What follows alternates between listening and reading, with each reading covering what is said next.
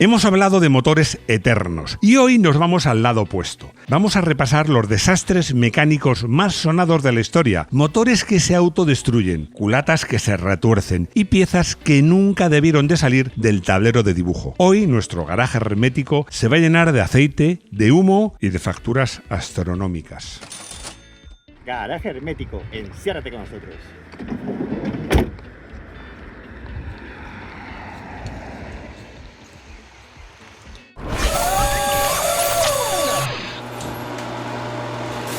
Sin duda, el tema de hoy duele, sobre todo si te ha afectado en tus propias carnes, o mejor, en tu propio bolsillo. Todos sabemos que diseñar un motor desde cero es un reto inmenso. Hay muchos compromisos, muchos equilibrios entre conseguir potencia, contener el peso, que los consumos sean bajos y que además el motor tenga pocas emisiones y mucha fiabilidad.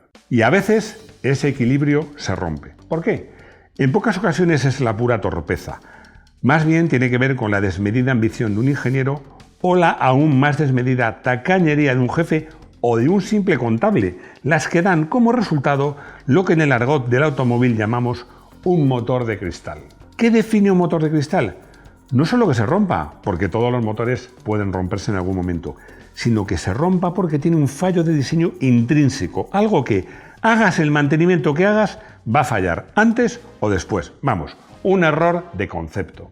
Y no pienses que eso pasa únicamente en motores de coches económicos, ni mucho menos. Lo curioso es que no siempre son motores baratos, muchas veces son las marcas más prestigiosas las que más han patinado buscando la innovación radical o un rendimiento excepcional. Vamos a repasar, por estricto orden cronológico, que no me quiero equivocar, los 10 motores que más noches sin dormir han causado a muchos mecánicos y propietarios. Hay más, he elegido estos porque me parecen los más destacados. Ojo, hay un bonus track que todos ya estáis pensando en él. De todos estos casos vamos a contar un poquito de historia, algunos detalles, cuál era el fallo del diseño y finalmente qué es lo que se rompía. Chevrolet Vega 2.3. Empezamos en los 70 con un desastre americano que casi hunde la reputación de General Motors. Querían un coche pequeño y barato para competir con los japoneses y se pasaron de listos con el motor. El fallo de diseño: el bloque era de aluminio sin camisas de acero en los cilindros.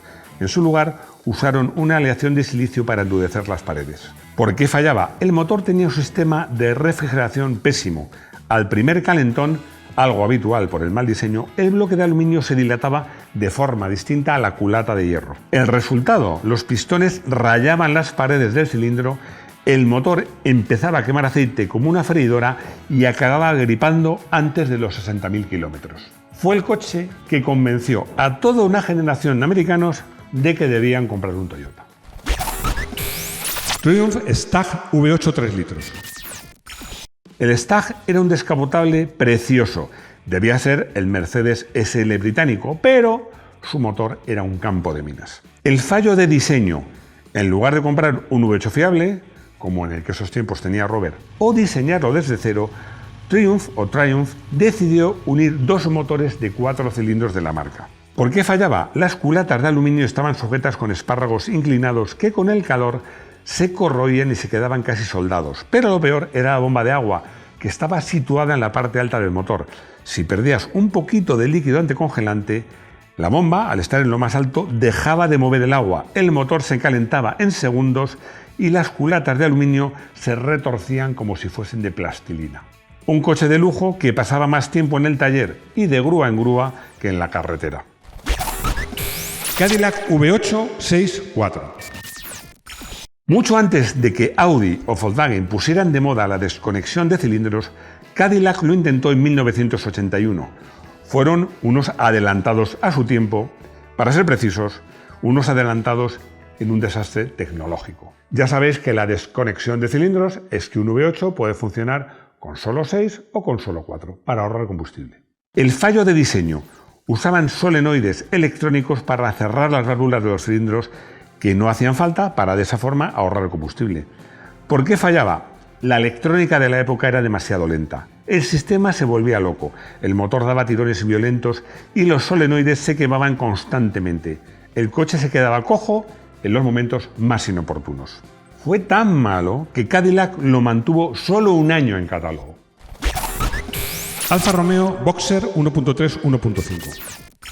El Alfa 33, aparecido en el 72, se mantuvo en producción hasta 1995, pero nos referimos a las versiones hasta los años 80 de los primeros Alfa Sud y Alfa 33. Lo cierto es que este motor suena a gloria y funciona muy bien, pero en sus primeros años, sobre todo, su mantenimiento era una tortura que acababa en tragedia. El fallo de diseño. Un motor boxer tiene dos culatas y en este caso un sistema de correas de distribución muy expuesto y no del todo bien resuelto pensando en la fiabilidad. ¿Por qué fallaba? Las correas de distribución tenían un intervalo de cambio muy corto que nadie respetaba y además los tensores eran frágiles. Pero lo peor, quizás, era la carburación doble, difícil de ajustar y una tendencia enfermiza a quemar las juntas de culata. Si no eras un talibán del mantenimiento, el motor acababa con tu paciencia antes de los 100.000 kilómetros. Recuerdo siempre una anécdota de estos tiempos, un Alfa 33 de los finales de los 70, que el dueño estaba encantado con el coche, pero el mantenimiento se lo hacía él, lo llevaba al taller, estaba siempre liado con él. Y un día le pregunté, oye, este coche va muy bien, pero ¿no te da mucha guerra? ¿No tienes que estar siempre en el taller? Y me dijo una frase que me hizo mucha gracia. Un verdadero alfista sabe que su coche le necesita y eso le gusta. Rover Serie K. Todo un clásico de los talleres europeos. Un motor brillantísimo por peso y prestaciones, pero con un talón de Aquiles que resulta difícil de entender que nadie viese a tiempo. El fallo de diseño. Usaba unos espárragos larguísimos que atravesaban todo el bloque para mantener unida la culata, el bloque y el cárter. ¿Por qué fallaba? La junta de culata era de cartón prensado con unos bordes de silicona que no aguantaban los ciclos térmicos. Al ser un motor con muy poca capacidad de refrigerante, cualquier pequeña fuga terminaba en un desastre. El aceite y el agua se mezclaban formando esa famosa y temida mayonesa y la culata se fundía. Si tienes un MG TF o un Lotus Elise con este motor, ya sabes de lo que hablo. La junta de culata reforzada multicapa es tu mejor amiga. Porsche M96 y M97. Ni siquiera en Stuttgart están libres de pecado. Ya hicimos un vídeo contando todo lo que Porsche preferiría que no supieseis. El motor de los primeros Boxster, los 986 y los 911 de la serie 996, trajeron de cabeza a la marca. El fallo de diseño, el famoso rodamiento IMS o Intermediate Shaft. Un rodamiento que soporta el árbol intermedio que mueve la distribución. ¿Por qué fallaba? El rodamiento venía sellado de por vida con su propia grasa. Con el tiempo, el sello fallaba. El aceite del motor lavaba la grasa, pero no lubricaba el rodamiento y este se desintegraba. Resultado, las válvulas chocan con los pistones y tienes un motor de 15.000 euros directamente para tirar a la basura. Porsche tardó casi una década en solucionar este problema que afectaba, como os he dicho, nada menos que al 911, la joya de la corona. BMW N47 Diesel. Y de un alemán a otro, de un motor que casi destruye el mito de Porsche a otro motor que casi arruina la imagen de fiabilidad de BMW en Europa. Un motor fantástico por consumo hasta que comenzaba a sonar el seseo. El fallo de diseño. La cadena de distribución estaba situada en la parte trasera del motor, junto a la caja de cambios. ¿Por qué fallaba? Los tensores y los materiales de la cadena eran en ocasiones defectuosos. La cadena se estiraba hasta que saltaba o se rompía. Lo peor es que al estar en la parte trasera, para arreglarlo había que sacar el motor entero del coche, convirtiendo una reparación de mantenimiento sencillo y de precio asequible en una factura que rara vez bajaba de 4.000 o 5.000 euros. Fue una auténtica pesadilla para miles de propietarios de BMW de la serie 1 y serie 3. Subaru EE20 Diesel. Subaru quiso ser original y fabricó el primer motor boxer diésel del mundo, lo que nos ilusiona a muchos. ¿La idea era buena? La ejecución no tanto. El fallo de diseño. Un bloque diésel tiene más vibraciones y sobre todo más presión interna que un gasolina, y el diseño boxer con cilindros enfrentados sufre mucho en los apoyos del cigüeñal. ¿Por qué fallaba? Los primeros modelos tenían una tendencia terrorífica a simplemente partir el cigüeñal por la mitad, literalmente. Además, los inyectores fallaban y el filtro de partículas se obstruía cada 2x3. Fue un experimento fallido que Subaru acabó abandonando para volver a hacer lo que saben hacer muy bien: excelentes motores de gasolina.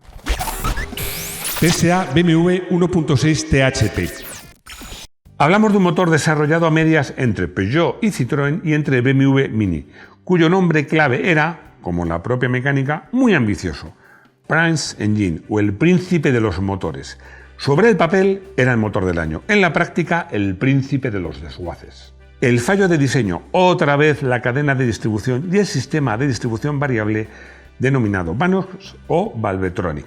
¿Por qué fallaba? El tensor de la cadena perdía presión, la cadena se destensaba y el motor perdía el punto. Además, generaba una cantidad ingente de carbonilla en las válvulas de admisión y consumía aceite como si fuese gratis. Los propietarios de Mini Cooper S y Peugeot 207 GT saben bien lo que es ver la luz de avería del motor encendida.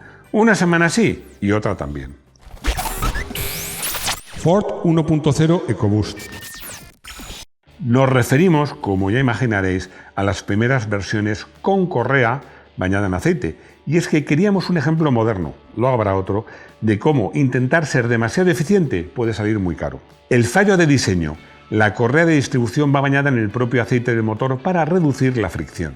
¿Por qué fallaba? Si no usabas un aceite específico carísimo o estirabas los mantenimientos, el aceite degradaba la goma de la correa. Los restos de goma se desprendían y taponaban la alcachofa de la bomba de aceite. El motor se quedaba sin presión de lubricación y se autodestruía en pocos segundos. Un motor premiado mundialmente que ha terminado protagonizando pesadillas mecánicas. Bonus track: PureTech EB Serie. No podía faltar. La promesa era que con una correa, además lubricada, el motor tendría menos fricción, sería más silencioso y se reducía ligeramente el consumo de combustible. La realidad, no hace falta que seas ingeniero para adivinarlo, es que el aceite y la goma no suelen llevarse bien a largo plazo. Ojo, si tienes uno, usa el aceite que te recomienda la marca, que no ataca la goma, y ningún otro. El fallo de diseño, el mismo que el motor Ford. Correa de distribución que va bañada por el propio aceite del motor. ¿Por qué fallaba? Lo mismo, la correa con el tiempo se descomponía, por el calor, por el aceite, se deshacía, soltaba filamentos, taponaba la alcachofa, el motor se quedaba sin embrague y resultado catastrófico. En España, Festel, que es la asociación de afectados por Stellantis, inició la presentación en bloque de más de 3.000 demandas judiciales.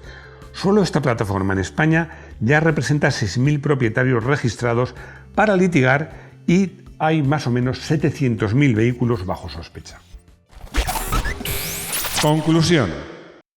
¿Qué tienen en común estos motores? Casi siempre un exceso de ambición tecnológica unido a un ahorro de costes de materiales. Muy mala combinación. Se dice que la política es el arte de lo posible. Me gusta más aplicar esta frase a la ingeniería, que es el verdadero arte de lo posible. Porque cuando intentas forzar la física o ahorrar en un rodamiento de 10 euros en un motor de 10.000, el resultado siempre suele ser el mismo. Estos motores de cristal nos recuerdan la sencillez de ese otro vídeo que hicimos de motores eternos. Y es que, un vídeo que se titulaba, por cierto, Motores Eternos, el club del millón de kilómetros. Es que yo creo que a veces el mayor lujo que puede tener un conductor es un motor sencillo que no se rompe. Coche del día. ¿Qué os parece el Mazda RX-8? Seguro que os gusta, como a mí. Su motor rotativo Wankel quizás no llegue a ser un verdadero motor de cristal, pero se le acerca. Es una joya de la ingeniería, sube de vueltas como una turbina y no tiene vibraciones, pero sus sellos de dos rotores, los denominados en inglés Apex Seals, tienen una vida limitada a unos 100.000 kilómetros. Yo creo que menos, pero como mucho, 120.000. Si no lo cuidas con un aceite especial, si no repones con frecuencia el aceite, porque todos gastan aceite, si no lo dejas calentar bien o si haces trayectos cortos, muy a menudo el motor pierde compresión y poco a poco se muere. Es un coche maravilloso para quien entiende su mecánica, pero una trampa mortal para el comprador de segunda mano que no sabe lo que compra. Consultorio. Santi hace una pregunta obvia. ¿Por qué las marcas no arreglan estos fallos antes de vender los coches? Bueno, pues la respuesta también es obvia. Porque estos fallos no salen en las pruebas de laboratorio. Acabamos de grabar un vídeo sobre lo que era premium y lo que no. Es que antes las marcas, sobre todo las premium, hacían pruebas larguísimas, de millones de kilómetros. Y ahora no, ahora va todo muy rápido. Entonces, es verdad que un motor puede funcionar 500 horas seguidas en un banco y no dar ningún problema, Pero luego, cuando llega en la vida real, sobre todo los térmicos, haces conducciones, recorridos cortos, cortas el encendido, vuelves a encender, no dejas calentar el aceite, etcétera, etcétera, es cuando te das cuenta del fallo. Y para entonces, una marca generalista ha podido vender ya 200.000 coches. La siguiente pregunta no la habéis hecho ninguno de vosotros, la hago yo. ¿Es razonable comprar uno de estos coches? La respuesta es que en algunos casos sí. Os pongo un ejemplo. Un Porsche 911 os lo vende muy barato y es de estos que tenía el rodamiento ABS. Asegúrate de que está cambiado, o mejor aún, si no lo tienes claro, lo cambias tú. Hay motores de estos que hemos hablado que si haces un mantenimiento, por ejemplo el RX8, muy delicado, tienes en cuenta qué tipo de aceite pones, lo cambias cuando toca o antes y pues tienes cuidado con el coche, puede ser una buena compra, porque lo que sí te digo es que muchos de estos coches, una de sus ventajas es que se venden muy baratos. Llegamos al final del vídeo y os quiero recordar que si queréis aparecer en este canal, vuestro canal favorito, lo doy por supuesto, es muy fácil. Aparecéis en esos saludos que llamamos intros, donde decís, bienvenidos a Garaje Hermético, enciérrate con nosotros. Bueno, es muy fácil. Solo os pedimos 3 cosas, muy facilitas. Vídeos horizontales, que tengan buen audio. Gritar, poner un micro, acercaos, lo que sea. Y luego, si son divertidos, originales, nos decís dónde estáis, porque es un sitio muy especial, mejor todavía. Y nada más que despediros, daros las gracias por los comentarios, por suscribiros, si no lo estáis, es gratis, por haceros miembros, que no es gratis, pero vale 0,99 € al mes y nos ayudáis a mejorar el canal, por compartir el vídeo y lo más importante, que os espero aquí de nuevo en nuestro Garaje Hermético. Hasta pronto.